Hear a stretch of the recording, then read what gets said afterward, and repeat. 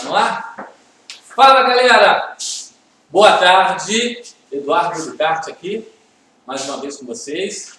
Antes da gente começar, dar continuidade com o assunto para a aula da Turma UERJ, aula de História da Turma UERJ, eu quero bater um papo com vocês muito rapidinho.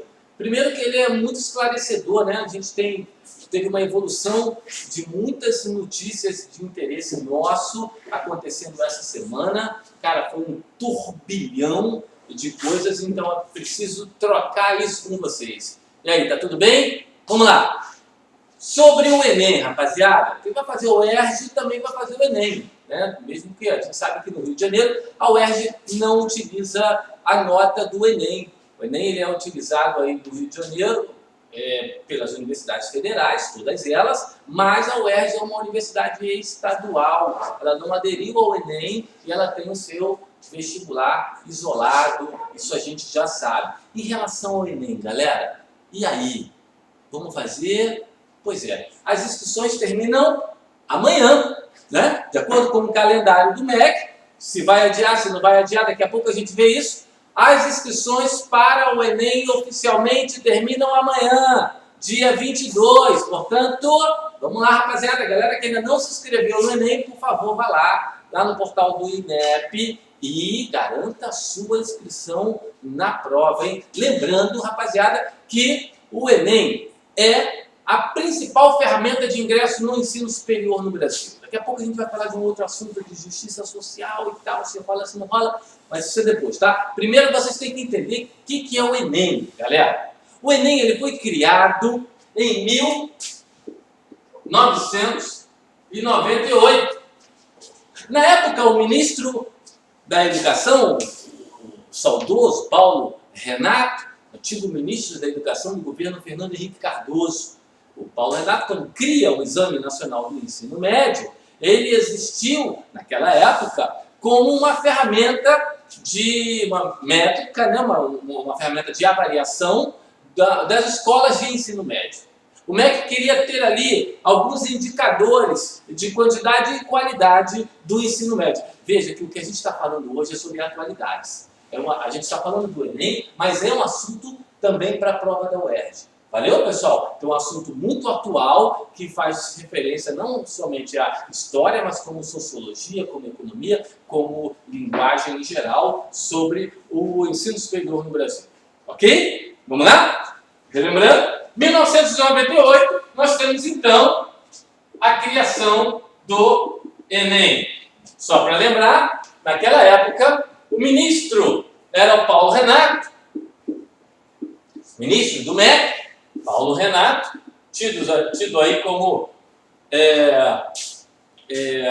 independentemente do pensamento ideológico esquerda-direita, Paulo Renato foi um grande ministro do sistema de educação brasileiro. O ministro Paulo Renato foi, então, na época o presidente era o Fernando Henrique Cardoso. Vou colocar aqui Fernando Henrique ao quadrado, lembrando que Fernando Henrique foi reeleito. Daqui a pouco a gente fala sobre ele, tá? Então a gente tem aqui, ó, ele ganha a eleição, lembrando que o Fernando Henrique Cardoso era o ministro do governo Itamar Franco, que era o vice do Collor de Mello, né? Então o Collor que governa ali de 90 a 92, e ele sai com o processo de impeachment, assume o Itamar Franco, né? Itamar Franco fica de 92 a 94. Na eleição do finalzinho de outubro de 1993, o ministro Fernando Henrique Cardoso, sociólogo, ex-professor da USP, da Universidade de São Paulo, foi para o exílio, né? Na época da ditadura militar, foi para o Chile, então ele vai dar aula na Universidade de Sorbonne, na França, uma das maiores e melhores universidades do mundo, né? Então, o Fernando Henrique Cardoso, um intelectual, vai atuar, então, como prefeito de São Paulo, entra no cenário político, né? Logo em seguida ele vai ser ministro do governo Itamar Franco. Ele é considerado, então, ali o articulador, o pai do chamado do Plano Real, o plano que vai equilibrar a economia brasileira quando veio de um processo turbulento, né? No governo Sarney, principalmente, que sofre de todos aqueles efeitos da ditadura militar, dos governos militares, com muita entrada de capital estrangeiro, a inflação gigantesca. Sarney tenta em diversos momentos controlar a economia com seus planos, plano Verão, plano Bresser, plano Cruzado. Vários ministros como Bresser Pereira, Dilson Funari, Ailson da Nóbrega, enfim. No governo Sarney você teve então toda essa tentativa de tratamento de choque na economia para controlar a inflação. Galera, a inflação era coisa de chegou a 80% ao mês. Tem ideia do que é isso? Pois é, tem não, né? Então, em seguida, no governo Collor, logo depois do governo Itamar, finalmente você consegue equilibrar a inflação, equilibrar a economia, e por conta desse crédito todo, o Fernando Henrique Cardoso foi eleito presidente da República. Muito criticado na época, né, porque o presidente Fernando Henrique Cardoso, como sendo um sociólogo, o Fernando Henrique com seus programas, esperava-se que o governo daria ênfase a problemas sociais. No entanto, o governo direcionou um tratamento mais para a economia.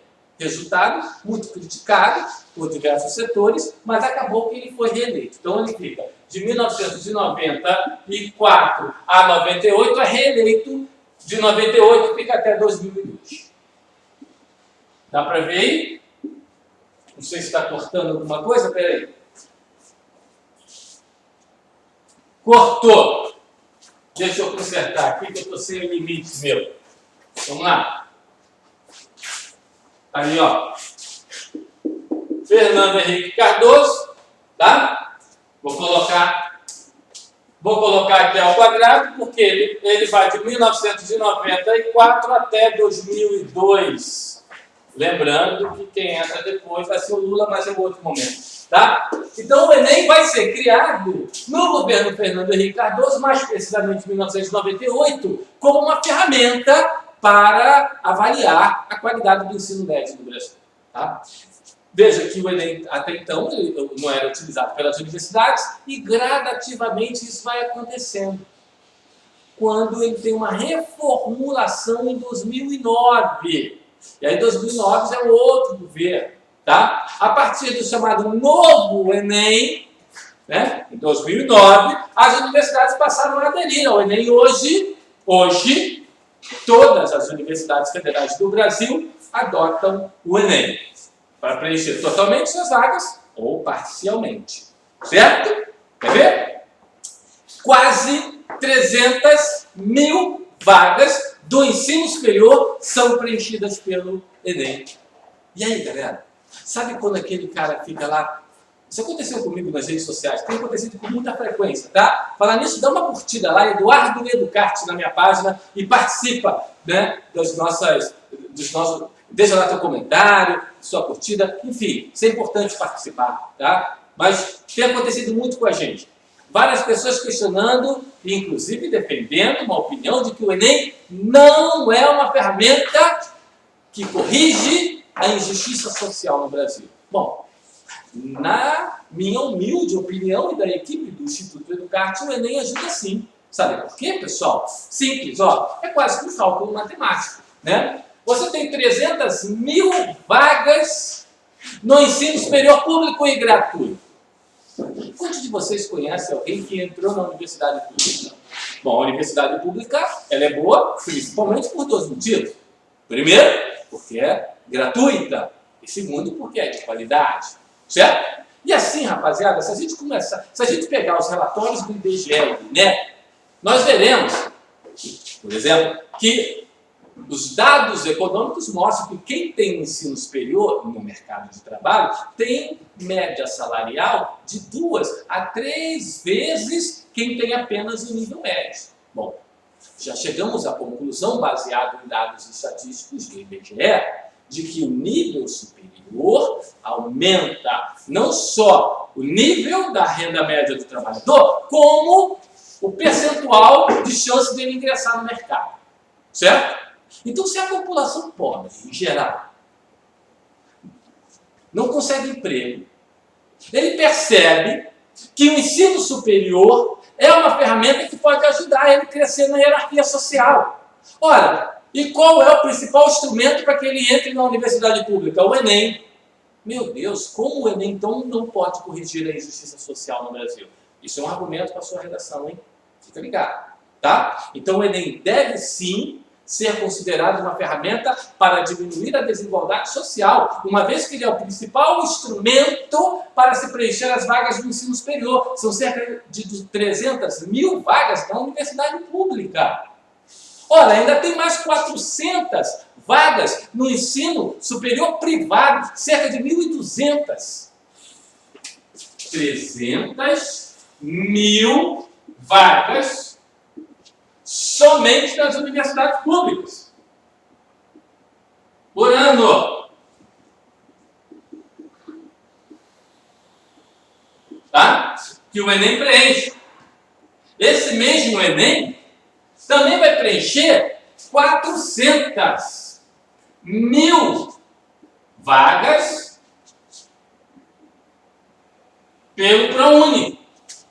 Sabe aquele estudante que ganha bolsa para estudar no ProUni? Pode ser 50%, pode ser 100%. Pois é, 1.200 universidades privadas. Então, tá aqui, galera. Você vai estudar no ensino superior, mesmo que seja na universidade particular, mas de graça, pelo ProUni. Qual é a ferramenta de ingresso? O Enem. Então, se a gente pensa, tá, num possível argumento para uma discussão de uma determinada questão sobre desigualdades sociais, infelizmente, o Brasil detém a marca de um dos países com os maiores índices de desigualdade social no Brasil. Tá? Se a gente pensar em algumas ferramentas, o Enem pode ser, então, uma delas. Com absoluta certeza. Galera, assina embaixo. Tá? Isso se você considerar, claro, que um estudante de uma camada mais humilde, ele faz o exame, certo? Pega essa nota do exame e, através do SISU, ele vai ingressar na universidade. Vai pública, gratuita, até porque a universidade pública ela é direcionada principalmente para as camadas humildes que não podem pagar as mensalidades das universidades privadas, e assim, concluindo o seu curso, ele vai ser especialista numa área, vai conseguir ingressar no mercado em melhores condições, tá? E com nível salarial maior. Ora, pessoal, isso é subir nos degraus da hierarquia social. Isso é uma forma de combater as desigualdades. Isso foram outros argumentos que você pode utilizar. Então, isso só para fazer uma introdução, pessoal. Eu sou o Eduardo, para quem está chegando agora, o Eduardo Educati, sou professor de História, tá? Também sou especialista em responsabilidade social, educação, enfim, pesquiso sobre muitas coisas e sou fundador do Instituto Educati, né? Por isso que eu estou falando isso aqui com vocês. Eu acho muito importante, uma discussão muito atual, é uma discussão que envolve cidadania, é uma discussão que envolve justiça social, é uma discussão que envolve sociologia, economia, geografia. Cara, não dá para ficar de fora. Não tem como ficar de fora. Certo? Vamos avançar? E aí? Chegamos então, entendemos o Enem. Tá? Resumindo, criado em 1998 para servir de ferramenta de avaliação do ensino médio. Tá? Quando a gente chega em 2009, aí você tem o chamado novo Enem. Quando ele é reformulado, tá? Ele é reformulado e as universidades passam a aderir ao Enem. Só para você lembrar, se eu não me engano, em 2010, apenas em 2010 para 2011, que a UFRJ aderiu ao Enem. Foi a última universidade do Rio de Janeiro a aderir ao Enem, uma das últimas a aderirem ao Enem. Né? Mas a UFRJ aderiu, e assim todas as universidades federais do Brasil utilizam o Enem como uma ferramenta de acesso ao seu ensino superior. E aí, cara, como fica o calendário do Enem 2020? Fala, desfala, disse, me disse, fulano, beltrano. Cara, e o estudante brasileiro que já sofre naturalmente, sem pandemia, sem confusão de calendário, com a pressão que é a transição do ensino médio para o ensino superior. Sabe aquele momento do pré-vestibular, simulado, prova e tal? Pois é, cara, é uma tensão danada. Ainda vem esse momento, você imagina só, a angústia. Saca? Imagina um momento dessa tensão psicológica e para piorar a situação ainda tem a pandemia que está atingindo amigos, familiares, enfim. Não está fácil. Não está fácil. Aí chega um ministro da educação, que desculpe a palavra, é uma mula, né? É um imbecil aquele Weintraub, tá? É um idiota. Né? O que o cara faz? Ele não só, e ele teve a chance de fazer isso, ele poderia se antecipar e anunciar cidadãos, estudantes, jovens estudantes brasileiros, tendo em vista o atual cenário de pandemia, o atual cenário negativo que se instala no Brasil, nós vamos esperar para anunciar o calendário da prova no momento oportuno. Entendeu o lance? Não. No momento de crise, ele chega lá e dá entrevista. Tá? Isso são, veja, não estou dizendo, tá? É público. Tá? E ele diz, ó, o Enem vai acontecer sim no calendário divulgado. Cara, o calendário é no início de novembro. É o calendário oficial divulgado pelo MEC. O calendário, inclusive, que foi construído antes da pandemia. Antes de você ter uma parada de 5 meses, praticamente, né? Sem aquelas aulas regulares, por conta do isolamento social. Mantém o calendário. Esse foi o erro do senhor ministro. Tá? Mantém o calendário. E aí o que ele faz? Espera a sociedade civil se organizar, as instituições de ensino se organizarem e até o Senado, até o Congresso. Veja que o próprio presidente do Senado, Alcolumbre, e o presidente da Câmara, Maia, falou, olha, a gente esperou que o próprio governo pautasse a votação desse projeto de lei que foi aprovado antes de ontem, que adiou o Enem. Eles esperaram. O Alcolumbre falou, a gente esperou até o último minuto o próprio governo apresentar isso. Para quê? Para ele ficar bem. Mas não. O ministro da Educação preferiu não. Quando o Senado aprova o adiamento do Enem, e lembrando que essa votação de anteontem, o resultado foi 75-1. 75 senadores aprovaram o adiamento do Enem, ou seja, ouviram as vozes da maioria das famílias brasileiras, tá? Que se sentiram prejudicados com a falta de aula na maioria das instituições, quando não todas as instituições de ensino do Brasil, que estão sem as aulas presenciais. Né? E aí a gente tem um calendário, né, de transmissão de aulas online que não é igual para todo mundo, cara. Você tem uma camada que tem acesso à ferramenta tecnológica, tem acesso à tecnologia, tem acesso à internet de qualidade, tem computador em casa, enfim. Uma minoria tem isso, mas a maioria da população brasileira não. Logo, não há igualdade. Tá? Essa é a questão.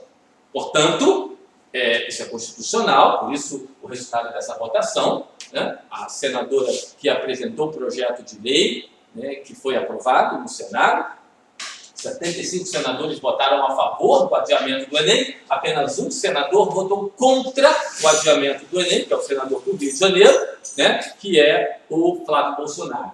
Tá? E assim você tem o Senado, quando aprova, no dia que o Senado aprova o adiamento do Enem, e de acordo com o Senado, a notícia é o seguinte, ó, o Enem somente será aplicado após o fim do ano letivo, marcado para 31 de dezembro de 2020.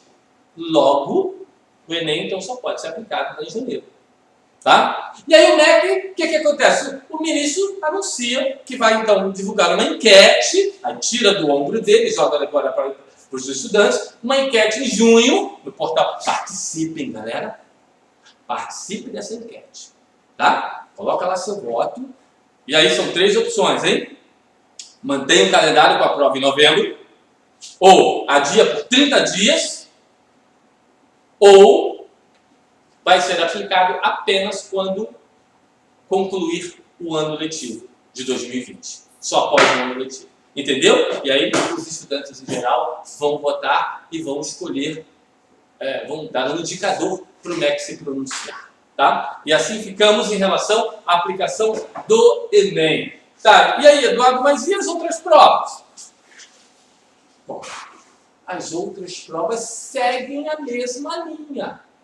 Vamos falar da UERJ, tá? Deixa eu apagar aqui. Pode apagar, pessoal? Tá copiando? Rapidinho, hein? Isso é só uma introdução, galera. Já vou falar do assunto principal aqui. A UERJ teve o seu vestibular suspenso, naturalmente, como todos os outros concursos brasileiros. Eduardo. Vamos lá. UERJ.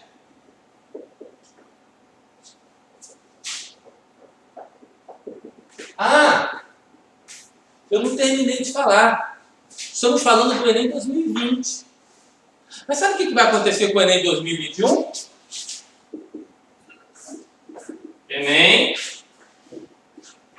2021, de acordo com as últimas informações do MEC, o Enem 2021 será aplicado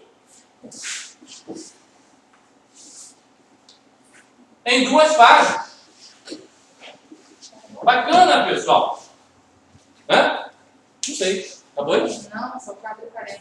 Então, de acordo com as últimas orientações do MEC, o Enem 2021 será aplicado em 2 fases. Muito parecido com o que vocês vão fazer na UERJ. Ou melhor, queriam fazer, né? Por conta da suspensão do vestibular desse ano, nós temos, então, a UERJ, que tradicionalmente tem 2 fases.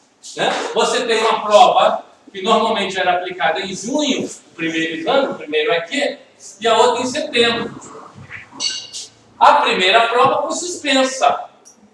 Tá? O que vai acontecer? Muito possivelmente, teremos apenas o exame de setembro. Então, ó, rapaziada, não pode deixar a peteca cair. Tá? O vestibular da UERJ é importante, porque o exame qualificatório, né? O exame qualificatório de setembro é que vai jogar você para a segunda fase, possivelmente em dezembro. Então, a gente não tem. Então, qual a relação da UERJ com o Enem? Bom, nenhuma. Apenas eu exemplifiquei aqui, porque em 2021 o Enem será aplicado em 2 fases, né? Tipo na UERJ. Primeira fase, as questões gerais. Na segunda fase, você vai fazer apenas as disciplinas específicas de acordo com cada carreira, o que é uma evolução. Né? Os educadores, em geral, especialistas da área de educação, pensam que é uma evolução, né, sobre este processo, tá bom? E essa termina esse assunto em relação ao concurso. Deixa eu ver, eu tenho quantos minutos ainda? Dá para falar só do...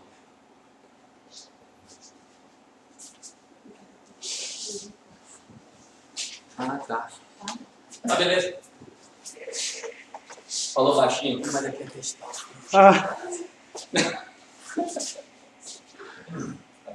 Essa é uma boa, é novidade. Vocês sabiam disso, cara? Enem 2021, o coordenador Cristiano já tinha falado isso para vocês. Hein?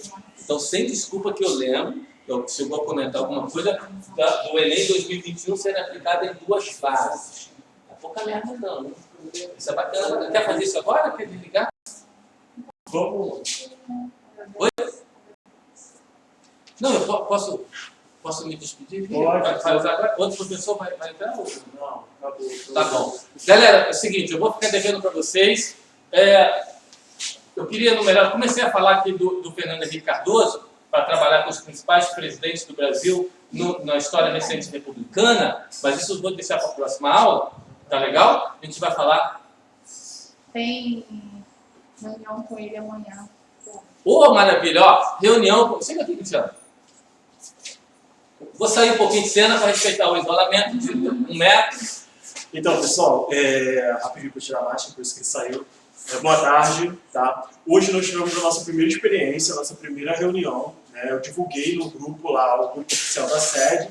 e no grupo dos alunos sobre os nossos encontros que vão ocorrer todos os dias.